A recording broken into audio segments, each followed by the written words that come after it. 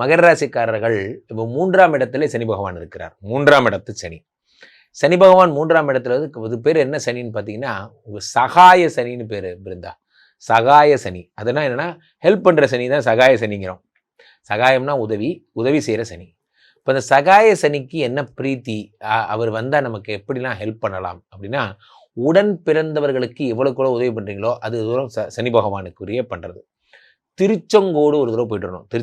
திருச்செங்கோடு சென்று வழிபட்டு வர்றது பெரிய சிறப்பு. திருச்செங்கோடு செல்லுதல் இந்த நேரத்தில் உக்ர நரசிம்மரை வழிபடுறது பெரிய சிறப்பு. உக்ர நரசிம்மர். இப்போது நரசிம்மருக்கு 2-3 சொரூபம் இருக்குது. என்ன சொரூபம்?